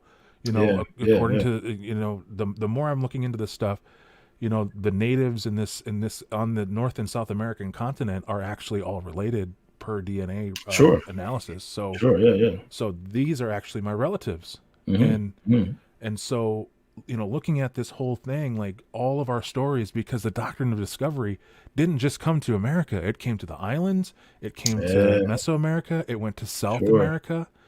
And now I'm even learning that this idea of doctrine of discovery had different applications as opposed to which country was dominant that had come in. So I'm hearing and reading that the Spanish had a different version of this, a little more nuanced idea of the doctrine of discovery as opposed to the Europeans. So some of them were more savage than others. Some of them took it further as far as a legal structure than others. Interesting. So that makes a lot of sense, though. Yeah, you're right, because I think being African American, the lens that I typically look through history is going to take me to like the English colonies and understand what's going on with them. But it is, point taken, though, that we have to be careful that during the colonial period, there were different European powers all vying for position here in the Western world. So you had the French, which functioned differently than the Danish. You had, so where we refer to the black codes, they would call them the black, the code noir. We use the word noir and things like that. And they're not the same as the black codes that you would see like in the English colonies. So even words like that, we got to be nuanced in terms of what we're talking about. Or the Danish was out here. The Portuguese, Spanish, or whatever. It's a very complex, time in human history, and for the sake of being seekers of truth, we ought to be careful in terms of really capturing those nuances. So we're making sure we're articulating, just kind of handling these things in an honest, intellectually honest way. I guess maybe a way to put it. Yeah, man. Yeah, so I don't want I don't want to die because I know we could Oh probably no, go hey, for another. we can do whatever, bro. I mean, but but seriously, man. I mean, I do think that what you're doing is valuable. I've told you several times. I'm definitely interested in hearing apologetics from a Native American standpoint because that's a lens that I don't have, right? In the same way that I'm coming from a vantage point that say maybe a European brother wouldn't understand, which is fine because it's not their cultural lens. I can't I can relate, but I don't know exactly as much as you do, obviously, about the Native American side. So you can speak to people and issues that I wouldn't be able to. And so, as the body, we all need to be collaborating together so that everything is covered, man. But much respect to you for what you do, bro. Much respect to you for what you do. Well, I appreciate that, man. All right, guys. Appreciate you guys. Appreciate you all hanging in there with us. Yeah, I know there's Super Bowl coming, so right. so thank you guys for being with us today. And so yeah, but most of all, thank you, Adam. Thank you for your perspective. Thank you Thanks, for man. everything that you do for the body of Christ and to encourage all of us. So on behalf of all of your fans, Benjamin, myself, thank you, and we love you. So, and those of you in the chat, thank you guys so much for hanging out with us today, and we pray that you have a blessed rest of your Sunday. Amen. All right, God bless.